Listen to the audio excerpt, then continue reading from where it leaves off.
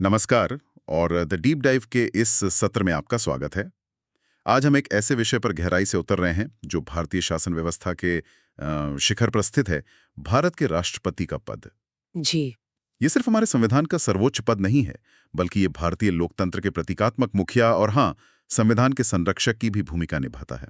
बिल्कुल, बहुत महत्वपूर्ण पद है। हमारे पास जो स्रोत हैं वे इस पद की जटिलताओं और बारीकियों को समझने में मदद करते हैं, और हमारा लक्ष्य है कि इस चर्चा के अंत तक हम सब भारत के राष्ट्रपति की भूमिका, उनके अधिकारों और भारतीय गणतंत्र में उनके महत्व को स्पष्ट रूप से समझ सकें। हाँ, सिर्फ जानना नहीं बल्कि उसके पीछे का तर्क समझना। सही कहा। ये सिर्फ तथ्यों को जानना नहीं बल्कि उनके पीछे के तर्क और प्रभाव को समझना है। तो चलिए भारत के इस सर्वोच्च संवैधानिक पद की यात्रा शुरू करते हैं और इसकी विभिन्न परतों को खोलते हैं। सबसे पहले बात करते हैं संवैधानिक नींव की। भारतीय संविधान का भाग 5 वो विशेष रूप से संघ की कार्यपालिका से संबंधित है, और इसी में अनुच्छेद 52 से 78 तक राष्ट्रपति के पद का प्रावधान है। हाँ। अनुच्छेद 52 बहुत सीधे और स्पष्ट रूप से कहता है, भारत में एक राष्ट्रपति होगा। यह वाक्य छोटा लग सकता है, पर यह भारत की संघीय कार्यपालिका संरचना का आधार स्तंभ है। बिल्कुल सही कहा। यह अनुच्छेद 52 ही है जो केंद्र सरकार के ढांचे की शुरुआत करता है। ये सिर्फ एक पद नहीं बनाता, बल्कि ये उस व्यवस्था की नींव रखता है जहां राज्य का प्रमुख कौन होगा, ये परिभाषित होता है। अच्छा। हाँ, ये भारत की गणतांत्रिक प्रकृति को स्थापित करता है, जहां राष्ट्र का प्रमुख निर्वाचित होता है, वंशानुगत नहीं। और इस पद की प्रकृति भी खास है।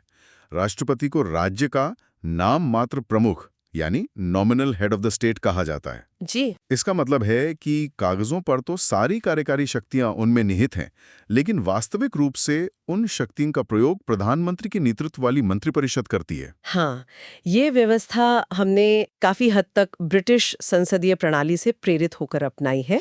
अच्छा, ब्रिटेन से। हाँ, ब्रिटेन में जैसे राजा या रानी राष्ट्र के प्रमुख हैं, पर शासन प्रधानमंत्री और उनकी कैबिनेट चलाती है, वैसे ही भारत में राष्ट्रपति राष्ट्र प्रमुख हैं, पर वास्तविक शासन प्रधानमंत्री और मंत्रिपरिषद के हाथ में है।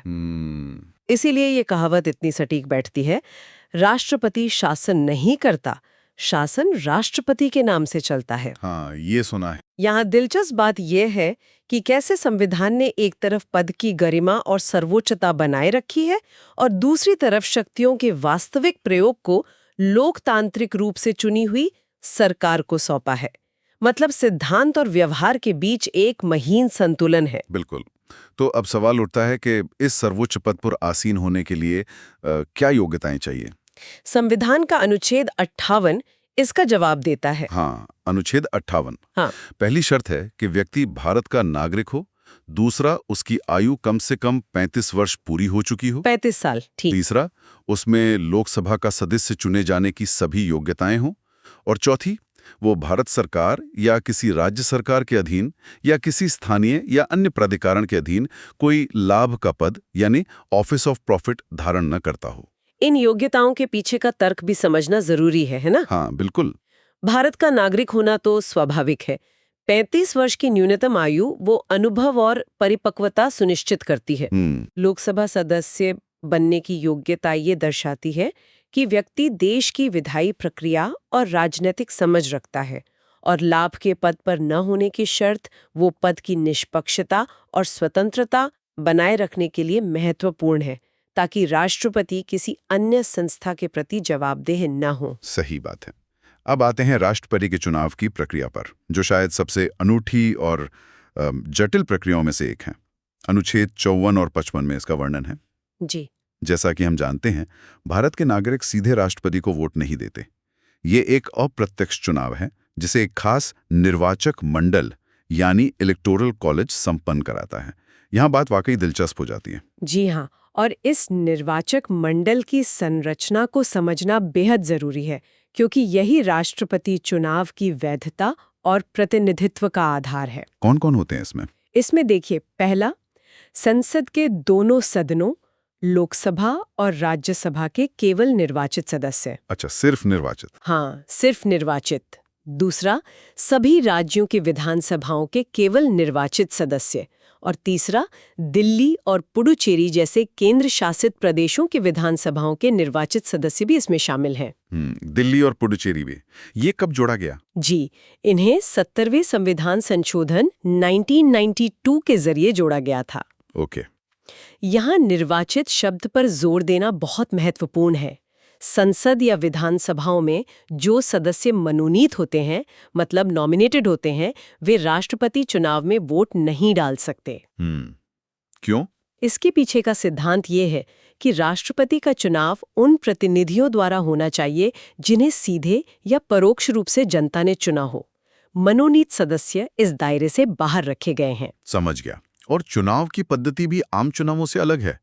अनुच्छेद 55 बताता है कि चुनाव आनुपातिक प्रतिनिधित्व प्रणाली के अनुसार एकल संक्रमणीय मत द्वारा होता है और मतदान गुप्त होता है। हाँ, ये तरीका थोड़ा जटिल लगता है ना? हाँ, ये सामान्य फर्स्ट पास्ट द पोस्ट प्रणाली से अलग है। आनुपातिक प्रतिनिधित्व का उद्देश्य ये सुनिश्चित करना है कि विभिन्न समूहों और राज्यों का प्रतिनिधित्व यथासंभव बना रहे। अच्छा। और एकल संक्रमणीय मत प्रणाली ये सुनिश्चित करती है कि विजेता उम्मीदवार को वोटों का एक निश्चित कोटा, मतलब आधे से अधिक वोट मिले, जिससे उसे व्यापक स्वीकार्यता हासिल हो। इसमें हर वोट का एक मूल्य निकाला जाता है, खासकर विधायकों के वोट का। वोट का मूल्य वो कैसे? एक विधायक के वोट का मूल्य निकालने के लिए राज्य की कुल जनसंख्या को उस राज्य की विधानसभा के निर्वाचित सदस्यों की संख्या से भाग दिया जाता है। और फिर जो संख्या आती है उसे 1000 से भाग दिया जाता है। ओहो, काफी गणितीय है। हाँ, थोड़ी है। अगर हम इसे बड़ी तस्वीर से जोड़ें तो ये पूरी प्रक्रिया, वोट वैल्यू का निर्धारण, ये सब ये सुनिश्चित करता है कि राष्ट्रपति चुनाव में न केवल सांसदों का बल्कि राज्यों का भी संतुलित प्रतिनिधित्व हो। मतलब राज्यों की जनसंख्या का भी महत्व है। जहाँ केंद्र और राज्य दोनों की भूमिका महत्वपूर्ण है। ये सिर्फ एक गणितीय फॉर्मूला नहीं बल्कि एक तरह से संघवाद का प्रतीक है। बहुत बढ़िया। अब बात करते हैं राष्ट्रपति के कार्यकाल, उनके पद की रिक्ति और शपथ ग्रहण की। अनुच्छेद 56 के तहत राष्ट्रपति अपने पद ग्रहण की तारीख से 5 वर्ष की अवधि तक पद धारण करते हैं। 5 साल। हाँ, हालांकि वो अपना कार्यकाल समाप्त होने के बाद भी तब तक पद पर बने रहते हैं जब तक उनका उत्तराधिकारी पद ग्रहण नहीं कर लेता। और अनुच्छेद 57 ये भी कहता है कि राष्ट्रपति पुनर्निर्वाचन के पात्र हैं, मतलब दोबारा बन सकते हैं। हाँ, कोई भी व्यक्ति कितनी भी बार राष्ट्रपति बन सकता है। हालांकि भारत में परंपरा आमतौर पर 2 कार्यकालों तक ही सीमित रही है। जी, पद खाली होने की स्थितियां भी स्पष्ट रूप से परिभाषित है, जैसा अनुच्छेद 62 में उल्लेख है। कैसे खाली होता है पद? देखिए, 5 साल का कार्यकाल पूरा होने पर तो स्वतः रिक्त हो जाता है। इसके अलावा राष्ट्रपति उपराष्ट्रपति को संबोधित करके अपना त्यागपत्र दे सकते हैं। इस्तीफा उपराष्ट्रपति को देते हैं। हाँ, पद पर रहते हुए उनकी मृत्यु हो जाने पर भी पद रिक्त हो जाता है। और एक असाधारण स्थिति है महाभियोग, इम्पीचमेंट जिसे कहते हैं। महाभियोग, ये क्या है? यह एक अत्यंत जटिल और गंभीर संसदीय प्रक्रिया है जो संविधान के उल्लंघन के आधार पर राष्ट्रपति को हटाने के लिए अपनाई जा सकती है। बहुत मुश्किल प्रक्रिया है ये। अच्छा। इनमें से किसी भी कारण से पद रिक्त होने पर उपराष्ट्रपति तत्काल कार्यवाहक राष्ट्रपति के रूप में कार्यभार संभालते हैं। उपराष्ट्रपति? जी, लेकिन यह एक अस्थायी व्यवस्था है। संविधान ये अनिवार्य करता है कि रिक्ति होने के 6 महीने के भीतर नए राष्ट्रपति का चुनाव करा लिया जाए। 6 महीने के अंदर? ठीक है। हाँ। यह सुनिश्चित करता है कि देश का सर्वोच्च संवैधानिक पद लंबे समय तक खाली न रहे। और पद संभालने से पहले राष्ट्रपति को भारत के मुख्य न्यायाधीश या उनकी अनुपस्थिति में उच्चतम न्यायालय के वरिष्ठतम न्यायाधीश के समक्ष एक शपथ लेनी होती है। जी, शपथ। अनुच्छेद 60 में दी गई इस शपथ का सार बहुत महत्वपूर्ण है। राष्ट्रपति शपथ लेते हैं कि वे श्रद्धापूर्वक राष्ट्रपति पद का कार्यपालन करेंगे तथा अपनी पूरी योग्यता से संविधान और विधि का परिरक्षण, संरक्षण और प्रतिरक्षण करेंगे और भारत की जनता की सेवा और कल्याण में निरत रहेंगे। संविधान का परिरक्षण, संरक्षण और प्रतिरक्षण। हाँ, ये शब्द बहुत महत्वपूर्ण है। ये सिर्फ एक रस्म नहीं है, ये उनके संवैधानिक दायित्वों का मूल आधार है। संविधान का परिरक्षण, संरक्षण और प्रतिरक्षण करने की शपथ उन्हें संविधान का संरक्षक बनाती है। बिल्कुल सही। चलिए, अब राष्ट्रपति की शक्तियों और उनके कार्यों के व्यापक दायरे पर नजर डालते हैं। इन्हें समझने के लिए हम इन्हें कुछ मुख्य श्रेणियों में बांट सकते हैं। कार्यपालिका, विधायी, वित्तीय और न्यायिक शक्तियां। जी ठीक है। सबसे पहले बात करते हैं कार्यपालिका शक्तियों यानी एग्जीक्यूटिव पावर्स की। राष्ट्रपति कई अहम नियुक्तियां करते हैं। सबसे प्रमुख है प्रधानमंत्री की नियुक्ति, हाँ, जो सामान्यतः लोकसभा में बहुमत प्राप्त दल के नेता होते हैं। फिर प्रधानमंत्री की सलाह पर वे अन्य केंद्रीय मंत्रियों की नियुक्ति करते हैं। सलाह पर। हाँ, इसके अलावा राज्यों के राज्यपाल, भारत के महान्यायवादी, अटॉर्नी जनरल, नियंत्रक एवं महालेखा परीक्षक सीएजी, मुख्य चुनाव आयुक्त व अन्य चुनाव आयुक्त, संघ लोक सेवा आयोग यूपीएससी के अध्यक्ष व सदस्य, इन सभी महत्वपूर्ण पदों पर नियुक्ति राष्ट्रपति द्वारा ही की जाती है। काफी लंबी सूची है नियुक्तियों की, और ये समझना भी महत्वपूर्ण है कि संघ सरकार के सभी कार्य औपचारिक रूप से राष्ट्रपति के नाम पर ही किए जाते हैं। अच्छा, सारे काम? हाँ, औपचारिक रूप से, चाहे वो कोई अंतर्राष्ट्रीय संधि हो या समझौता, वो राष्ट्रपति के नाम से ही संपन्न होता है। विदेशों में भारत के राजदूत और उच्चायुक्त राष्ट्रपति द्वारा नियुक्त होते हैं और वही विदेशी राजनयिकों के परिचय पत्र स्वीकार करते हैं। इसके अलावा केंद्र शासित प्रदेशों का प्रशासन सीधे राष्ट्रपति के नियंत्रण में होता है, जिसे वे प्रशासकों या उपराज्यपालों के माध्यम से चलाते हैं। तो ये शक्तियां दर्शाती हैं कि भले ही राष्ट्रपति नाम मात्र के प्रमुख हों, पर राष्ट्र के औपचारिक प्रमुख के तौर पर उनकी भूमिका केंद्रीय है। समझ गया। अब आते हैं विधायी शक्तियों यानी लेजिस्लेटिव पावर्स पर। अनुच्छेद 79 कहता है कि संसद के 3 अंग हैं: राष्ट्रपति, लोकसभा और राज्यसभा। हाँ, राष्ट्रपति संसद का अभिन्न अंग है। यानी राष्ट्रपति संसद का अभिन्न हिस्सा है। वे संसद के सत्र को आहूत सम्मन करते हैं, मतलब बुलाते हैं, सत्रावसान प्रोरोग करते हैं यानी सत्र की समाप्ति की घोषणा करते हैं, और प्रधानमंत्री की सलाह पर लोकसभा को भंग भी कर सकते हैं। बिल्कुल। और अगर किसी साधारण विधेयक पर लोकसभा और राज्यसभा के बीच गतिरोध पैदा हो जाए, तो राष्ट्रपति अनुच्छेद 108 के तहत दोनों सदनों की संयुक्त बैठक यानी जॉइंट सिटिंग बुला सकते हैं। संयुक्त बैठक? जी हाँ, जिसकी अध्यक्षता लोकसभा अध्यक्ष करते हैं। ये गतिरोध दूर करने का एक संवैधानिक तरीका है। अच्छा। इसके अलावा राष्ट्रपति हर आम चुनाव के बाद पहले सत्र की शुरुआत में और हर साल के पहले सत्र की शुरुआत में अनुच्छेद 87 के तहत संसद के दोनों सदनों को एक साथ संबोधित करते हैं। इस अभिभाषण में सरकार की नीतियों और योजनाओं का ब्यौरा होता है। कोई भी विधेयक संसद के दोनों सदनों से पारित होने के बाद कानून तभी बनता है जब राष्ट्रपति उस पर अपनी सहमति दे देते हैं। यहाँ एक महत्वपूर्ण पहलू है। क्या? राष्ट्रपति चाहें तो साधारण विधेयक को, धन विधेयक या संविधान संशोधन विधेयक को नहीं, एक बार पुनर्विचार के लिए संसद को लौटा सकते हैं। लौटा सकते हैं? हाँ, एक बार। लेकिन अगर संसद उसे दोबारा पारित कर देती है, किसी संशोधन के साथ या बिना संशोधन के, तो राष्ट्रपति को सहमति देनी ही होती है। ये शक्ति उन्हें विधायी प्रक्रिया पर एक सीमित लेकिन महत्वपूर्ण नियंत्रण देती है। ठीक है। एक और बहुत ही खास विधायी शक्ति है अध्यादेश जारी करने की शक्ति, जो अनुच्छेद 123 में दी गई है। हाँ, अध्यादेश यानी ऑर्डिनेंस। जब संसद के दोनों सत्र में न हो और राष्ट्रपति को लगे कि ऐसी परिस्थितियां विद्यमान हैं जिनमें तत्काल कार्रवाई आवश्यक है, तो वे अध्यादेश जारी कर सकते हैं। हाँ, इस अध्यादेश का प्रभाव और शक्ति संसद द्वारा बनाए गए कानून के बराबर होती है, लेकिन ये एक अस्थायी व्यवस्था है। अस्थायी मतलब संसद की बैठक शुरू होने के 6 सप्ताह के भीतर इसे संसद द्वारा अनुमोदित कराना जरूरी होता है, वरना ये अपने आप खत्म हो जाता है, निष्प्रभावी हो जाता है। अच्छा, 6 हफ्ते के अंदर पास कराना होता है। जी, ये शक्ति कार्यपालिका को आपात स्थितियों में विधायी कार्य करने की क्षमता देती है, लेकिन संसदीय अनुमोदन की शर्त इसे निरंकुश होने से रोकती है।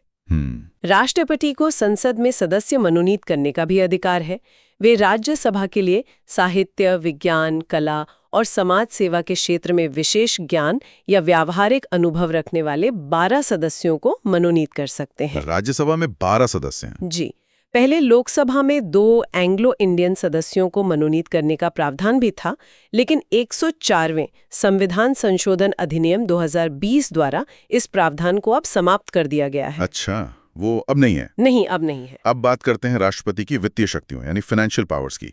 भारत सरकार का वार्षिक बजट, जिसे संविधान में वार्षिक वित्तीय विवरण कहा गया है, राष्ट्रपति की सिफारिश पर ही लोकसभा में पेश किया जाता है। हाँ, उनकी सिफारिश जरूरी है। इसी तरह कोई भी धन विधेयक यानी मनी बिल, जिसका निर्धारण लोकसभा अध्यक्ष करते हैं और जिसका उल्लेख अनुच्छेद 110 में है, राष्ट्रपति की पूर्व अनुमति के बिना लोकसभा में पेश नहीं किया जा सकता। बिल्कुल, धन विधेयक के लिए पूर्व अनुमति चाहिए। इसके अलावा भारत की आकस्मिकता निधि यानी कंटिंजेंसी फंड ऑफ इंडिया, वो क्या होती है? ये एक ऐसी निधि है जो किसी अप्रत्याशित व्यय मतलब अचानक आए खर्चे को पूरा करने के लिए होती है। ये निधि राष्ट्रपति के नियंत्रण में रहती है। अच्छा। हाँ, वे संसद की स्वीकृति के बिना भी इस निधि से अग्रिम धनराशि दे सकते हैं, जिसे बाद में संसद से अनुमोदित कराना होता है। ये तो आपात स्थिति के लिए जरूरी होगा। जी हाँ, आपात स्थितियों में वित्तीय जरूरतों पूरी करने के लिए जरूरी है। साथ ही राष्ट्रपति ही वित्त आयोग का गठन करते हैं और नियंत्रक एवं महालेखा परीक्षक CAG की रिपोर्टों तथा वित्त आयोग की सिफारिशों को संसद के समक्ष रखवाते हैं, जो वित्तीय पारदर्शिता और जवाबदेही के लिए महत्वपूर्ण है। अंत में राष्ट्रपति की न्यायिक शक्तियों यानी जुडिशियल पावर्स पर आते हैं, जिनका स्रोत मुख्य रूप से अनुच्छेद 72 है। अनुच्छेद 72 क्षमादान की शक्ति। हाँ, यह अनुच्छेद राष्ट्रपति को किसी अपराध के लिए दोषी ठहराए गए व्यक्ति के दंड को क्षमा करने, उसका प्रविलंबन मतलब अस्थायी रोक लगाने, विराम यानी विशेष परिस्थिति में सजा कम करने, परिहार मतलब सजा की अवधि कम करने, या लघुकरण यानी सजा की प्रकृति बदलने की शक्ति देता है। 5 तरह की शक्तियां हैं इसमें: pardon, reprieve, respite, remission, commute. जी। इन क्षमादान शक्तियों का दायरा भी सीमित है। राष्ट्रपति इनका प्रयोग केवल उन मामलों में कर सकते हैं जहां दंड या दंडादेश संघीय कानून के उल्लंघन के लिए दिया गया हो, या जहां दंड सैन्य न्यायालय यानी कोर्ट मार्शल द्वारा दिया गया हो, या जहां दंडादेश मृत्यु दंड हो। सिर्फ इन 3 मामलों में? हाँ, मुख्य रूप से। और ये समझना जरूरी है कि ये शक्ति न्यायपालिका के निर्णय की समीक्षा या अपील नहीं है। यह कार्यपालिका द्वारा दी जाने वाली एक अंतिम संवैधानिक राहत है, जो न्याय के साथ मानवीय पहलुओं को संतुलित करने का प्रयास करती है। कई बार यह शक्ति बहस का विषय भी बनती है, खासकर मृत्युदंड के मामलों में, लेकिन यह संविधान द्वारा प्रदत्त एक महत्वपूर्ण विवेकाधीन शक्ति है। तो इस सब का क्या निष्कर्ष निकलता है? हमने देखा कि भारत के राष्ट्रपति का पद कितना बहुआयामी है।